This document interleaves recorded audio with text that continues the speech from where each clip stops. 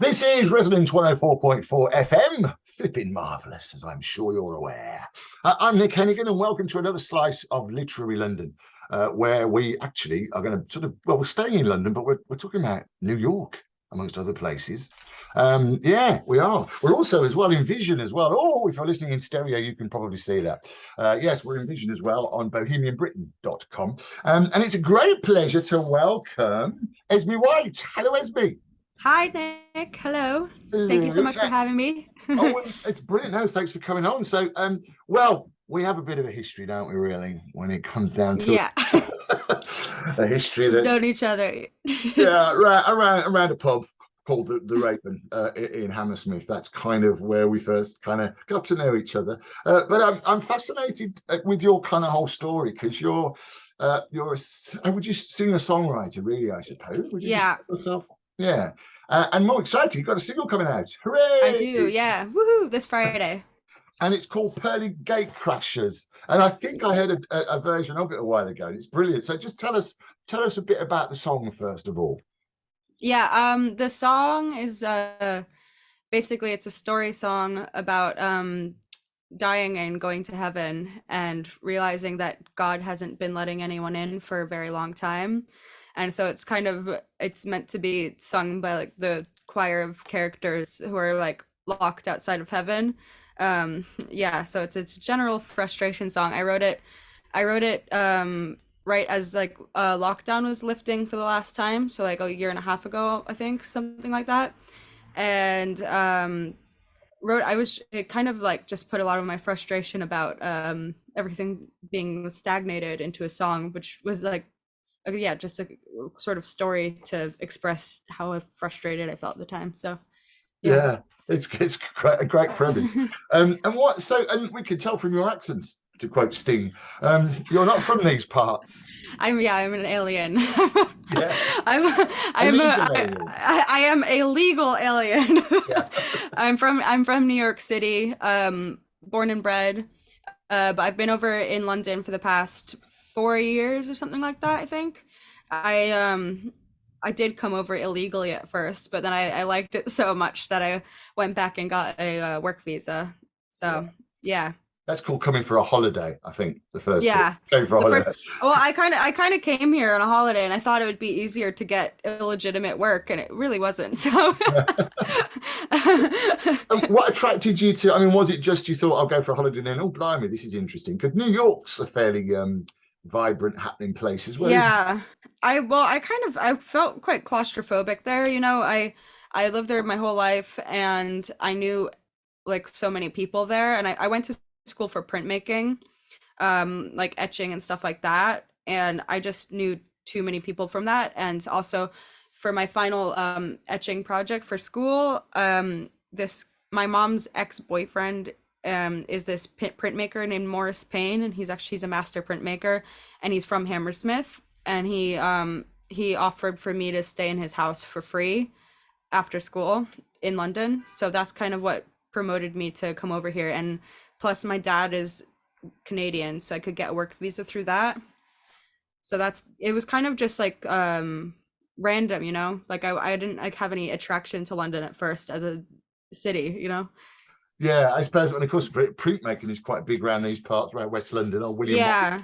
he had his place just down the road from where I am at the moment, as and saying the world corporate headquarters of the Maverick Theatre Company. Yeah, or the Broom Cupboard, as it's known. Yeah, Hammers was quite. Yes, that's interesting. And what sort of got you into the writing? I mean, is that something you've always done, or were your parents particularly musical?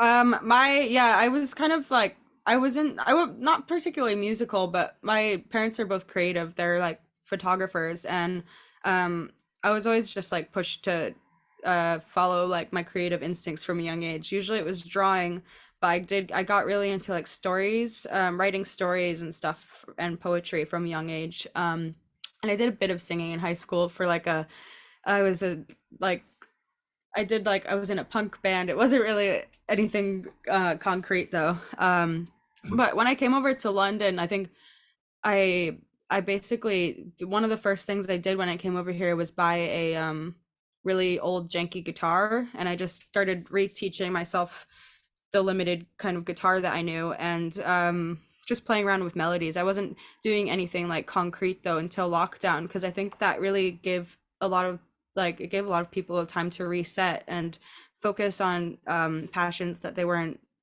uh, even thinking about beforehand. So yeah, Yeah, sometimes life can get in the way, really, can't it? yeah, Yeah, yeah. and you've actually started gigging as well. I mean, I say this, I know this. So how did that come about? That came about. I kind of just like practiced for a few months.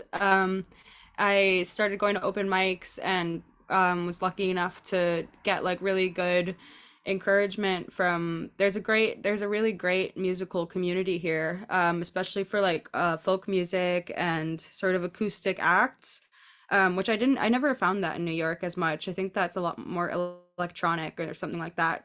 But there's a lot of really great songwriters over here, and they're all really encouraging and like nurturing of new people.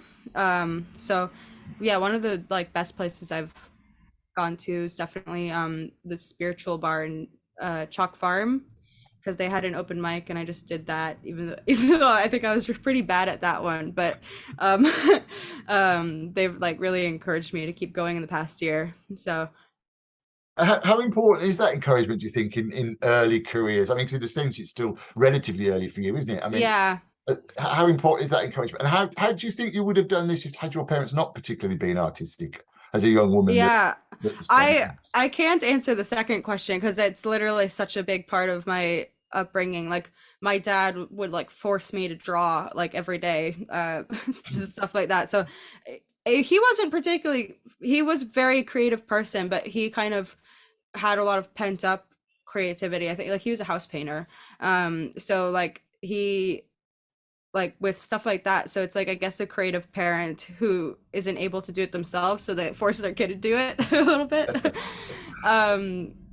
Like yeah, but in terms of the question about sort of getting encouragement from venues and stuff like that, that's I think it's the most important thing, because you get a sense of community and you get like a more comfortable place to hone your craft in, I think. Like, and you're allowed to make mistakes and everyone makes mistakes and you just have to keep going, keep trying harder. I expect, yes, it must take a certain amount of confidence, though, I guess, to Yeah, take that first step, really, if you're, say, a young. I yeah, I think I kind of just dissociated the first time. I was like, I'm just not gonna think about it and just do it. And yeah, the it's been a really crazy good year actually, thinking back on it. And then you went back to college, to university, to I school. did, yeah, Right. I did. I did that during lockdown. Which so as soon as I finished that school course, that's when I started gigging. But I went to ICMP for a year long like songwriting course. I don't know like really how I got in because I didn't really have that much material when I started out. You know, they were all like fragmented songs, but luckily they let me in, and that was like the best thing I could have done. I think for that like time when we were all doing nothing. You know, so like I was really lucky to have that kind of community too. Was it, presumably a lot of it was online during Oh lockdown. God, yeah, it was all online. It was like this. It was so weird. I don't think I've met half the people in my course. Yeah. I had that experience actually at the Edinburgh Festival last year when I two people who I knew quite well from Zoom. I just realised they got legs. Oh Yeah. my God. It's funny. It's happened at the pub I work at a few times where randomly there'll be people who come in who are actually on my course, and then we're both like, how do I know you? And Yeah. it's like this moment of recognition where you like are like, you sort of look like how I imagined you, but not really. Yes, you want to look at them like that in a Yeah. through, through the box. And how do you, silly question because I am silly, how do you learn songwriting? How do they teach you songwriting? Um, I don't know. I don't think they'd really do. I think you have to. I think that I think you have to teachers. You don't. It's like if you overthink it, you can't really do it. I think they give you certain tools to like free up if you're blocked creatively or something like that. But it's really not a one size fits all kind of thing, and it's silly if you like think about it if it in a one size fits all thing, because at the end of the day you have to go with your gut, even if it doesn't make sense in a kind of school book way. It's like it's not an equation really. Even though there are some people that think it is an equation. Like I think certain like pop writers literally think of it as like a science, but I can't really write like that because if I don't relate to what I'm talking about in the song, like if it doesn't feel honest, then I can't finish it. So And what's your, because we talked to lots of writers on Literary London as well. What's your kind of what's your writing process? I mean, yeah, what's your writing my process? usually I just have to get like a general feeling together where the words seem to flow with the music. It's just all about like feeling certain things. And once I like have a feeling I really like, then I can start mapping out a song almost with like storyboards. That's for more complicated songs. Sometimes it'll just like come out um pretty pretty naturally, but I really like the process of like you have these kind of vague feelings and ideas, and then you have to keep writing and writing and writing to get more and more specific to find the imagery you really like, so that like the more specific you get with the imagery, the more specific the song becomes, and then the more honest it becomes. So a lot of it feels like storyboarding or something. I think I love like good imagery a lot. Yeah, and is it music first or lyrics first? How does it work for you? I think that they have to start together most of the time. Like they just have like the melody has to fit with the words at the beginning, or it's hard, it's really difficult for me to write like a musical piece without lyrics, I guess. So maybe sometimes the lyrics are first actually, because you can write things like poems and then try to figure out how to fit them with a certain melody. Yeah, I was always, it was there's an acquaintance of ours who's setting up a new theatre company with Elton John and David Furnish. And of course, I always remember the Elton John and his. Oh, I mean, would you rather be Elton John or Bernie Taupin? You know, I think Yeah, I'd probably be Bernie Taupin because he'd write the words and then give great yeah, notes to Elton John, and Elton John would then add these incredible melody yeah. It's chords. crazy. Yeah, but it all changes so much depending on how you're feeling and everything. Like sometimes you need to do exactly the opposite of what you're doing because you'll get stuck in the same ways and then it just becomes boring. And how So, do you do? yeah. Do you record all the songs, or are you writing them longhand, or do you use a computer? Um That's always the so novel writers always. I always get lots of emails from people saying, "Ask them what program they use." You know? I really like carrying around a journal. Um like I have one right here. I love like a good journal to kind of collect ideas, like if going out people watching or something like that. I like to write longhand, but when I'm actually honing in on a specific idea in a song, I find it a lot easier to get like a Google Doc open and type it because you just can flow with your own ideas more. It'd be like I don't know. I've never tried a typewriter. I think that would be cool. I'm old enough to Oh remember yeah. typewriters actually, and they're not that cool, really. You know. And when you make a mistake, you have to put that Yeah. white touch paper in it. No, no. Although I love the fact that the American actor Tom Hanks has actually got a program. I think I've got it over there on my iPad. He's got a program that actually replicates the sound of Oh, the right. keys, which isn't very good if you're trying to write in pubs, which I tend to do quite a lot. But yeah, Yeah. I quite like that. He's gone to that sort of antique typewriter sound as well. Yeah. And I suppose because it's fairly early in your career, is it? How have you found? What's the attraction for you? Is it the writing or is it the performing? Um, Both. I find writing really satisfying when you do something that you know that you feel good about. Otherwise, it's fucking terrible writing. Like, it can be such a if you're not flowing right, it can be really annoying. I find performing really exhilarating though, and it kind of like I mean obviously got like a lot of therapeutic kind of uses, singing and performing, and it makes parts of your brain work, pushes adrenaline forward that you don't usually use. And I think, yeah, that's why I think everyone in society has like a capacity to be creative and do stuff like that, and it's good for your mental health. So like performing is definitely a big part of it. Yeah, so sorry about the naughty word that slipped out there. You said flipping, didn't you? I think Yes, flipping, yeah, so flipping. flipping, yeah. Yeah. It's yeah. If you heard it very differently, I apologise for that.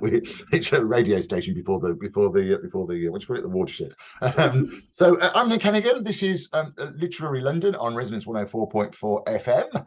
I'm talking to Esme White, who's a singer-songwriter. She's got a new song which will be out by the time you hear this, I think, called Pearly Gate Crashers. What was the process like of recording it? How did that come about? Recording Pearly Gate Crashers, I was lucky enough to use the recording studio above Spiritual Records in Chalk Farm, and Jack Treble um engineered it for me, and that was actually really easy to record because I already had a demo that I recorded on my computer, so we just followed that basic blueprint, and it's a simple song musically. It's only got a few chords, and it is a lot about the lyrics and the melodies. So there wasn't any overproduction of it, but we added like some slide guitar and some backing vocals to it too, which was amazing. And how much is technology? Well, that's just a difficult question to ask because you're still like a young woman without being ageist. Yeah. How much does technology? I always remember. I think there's a band called Apache Indian back in the 80s. They had a number one with, was it Spaceman? I can't remember now. But the kind of whole narrative around that song, it was a really good song, was that he'd recorded it on his own in his bedroom, multi-tracking on a computer, and that was radical. Like 20 years ago, Yeah. 30 years ago. I guess because you've grown up with it, I guess does technology play a part in the creation? Uh, it does. With it makes me feel more finished about a song if I can record a little demo on my computer, even if it's not perfect. It gives you can figure out certain tones and textures that you would like to come through in it.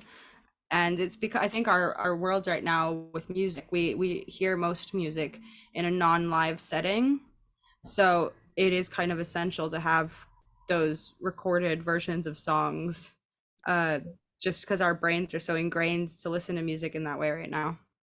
I know as well you were talking about the therapeutic side of songwriting as well, because there's a lot of, without getting too political, there's a lot of talk at the moment about art being cut in schools and art education being cut in schools. I presume that's not something you think is a particularly good idea. No, no, that's awful. I think everyone needs creative juices, no matter what profession you're is. Like creative thinking keeps people interested in being alive.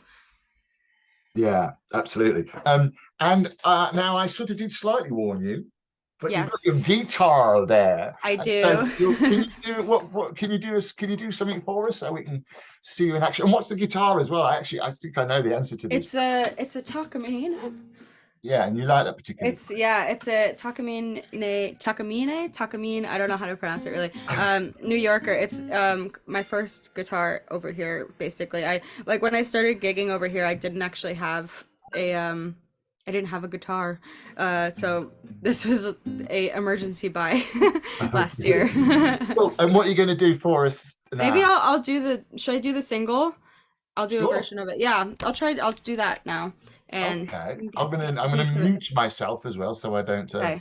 I know Let me because know. you've got sorry, go on. Yeah, let me know how the sound is because I'm doing it through the microphone, so I don't want it to be too loud or anything. Like, doo, doo, is that too That's okay. loud? No, I think that's fine. Okay, Absolutely. okay, I'll go back a little bit so we All don't. right. So we're here on this is an impromptu performance. I did it with the Hot House Flowers once, sat around a microphone in a radio studio. They'd just come from BBC Radio 2 where they'd had 17 engineers and 100 mics. And it worked really well. So if you're listening on Resonance 104.4 FM, you're about to hear Esme White performing. And if you're watching us on bohemianbritain.com or on YouTube, here's Esme.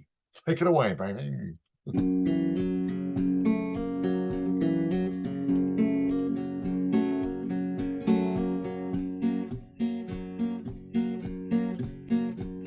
I died one night quite peacefully, oh, lying in my sleep.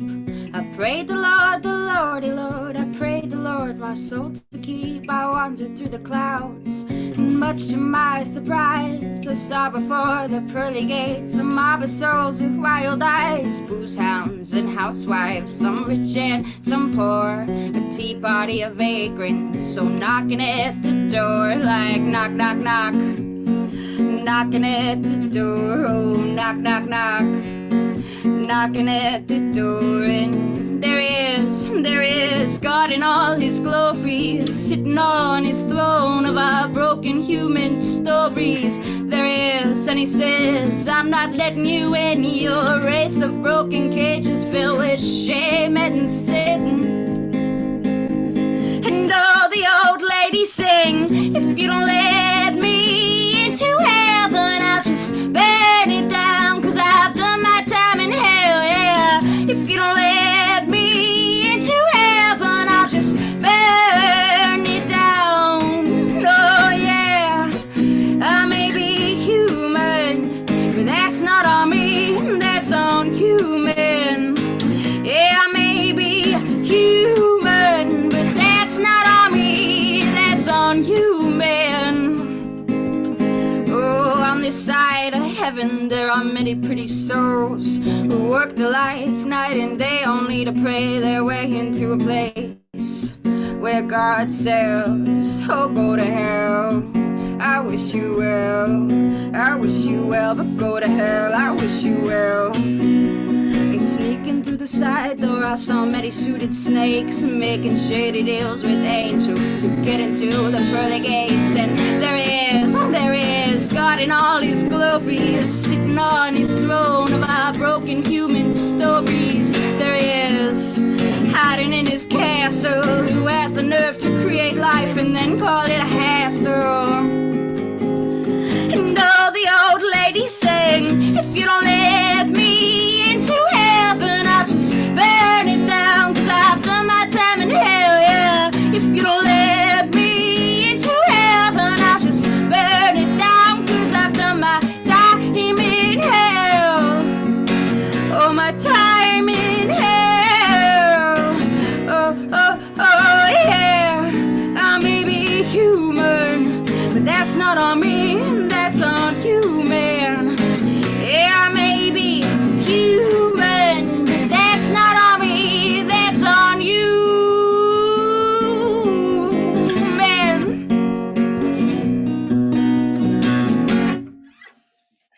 Hey, hey.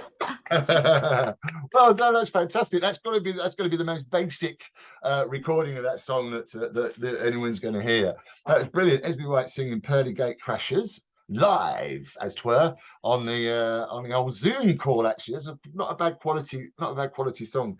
So you're going to release this. What's the plan next? I mean, being an old dinosaur, I remember the days when you'd sell millions of records and make whole loads of money, and that doesn't seem to be the case now. So Yeah. this will be released. What's your level of how would you measure its success, and is that important? How does that work?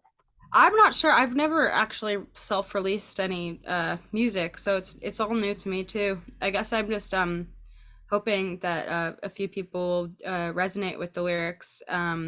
Like if anyone if it makes anyone feel anything inside of them, I could consider that a success. So I'm not thinking too much about kind of world domination or anything like that.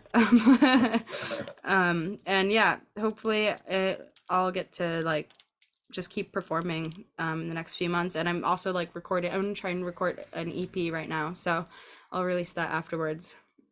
Yeah, and it's not a physical record anymore. It's a download, presumably. Yeah, it's like it's everything's online. It's Spotify, Apple Music, and all that stuff.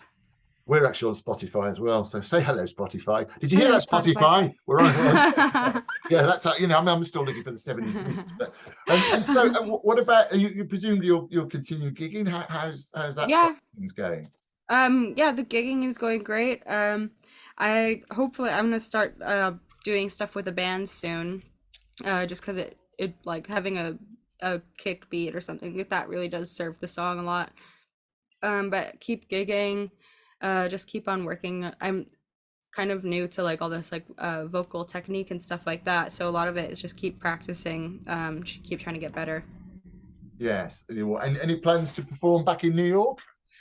If I go back soon, yeah, I would love to. I'd love to perform in New York, New Orleans, all across America. Yeah. uh, yeah, no, I should book some. I want to try. Actually, I do want to try to book. Since we are so close to everything over here, like try playing like Scotland or France or any like all the anywhere nearby. You know. Yeah, it's a slightly different scene over. But mind you, at the moment, we won't get Yeah, political again since the EU. I think you have to. yeah. Europe's a bit difficult, but no, I mean that's kind of a good thing to do. And are you still performing at Chalk Farm? Yeah, I'm performing there tomorrow, actually. Is that a regular thing? Can people see you there at any particular time, or is it? Yeah, it's a different day, but I do play there most weeks. It just depends when Raf books me. And what was the To club book it. called again? It's called Spiritual Bar. It's on Ferdinand Street. Yeah, On Chalk Farm. they've got really a lot of really great talented musicians in there. So I'd highly recommend it if you're looking for like a songwriting circle night out. Yeah, absolutely. And you'll be there as well. And if anyone wants to know any more, how can they find out more about Esme White? Right now, my main apparatus for social stuff is Instagram. So, it's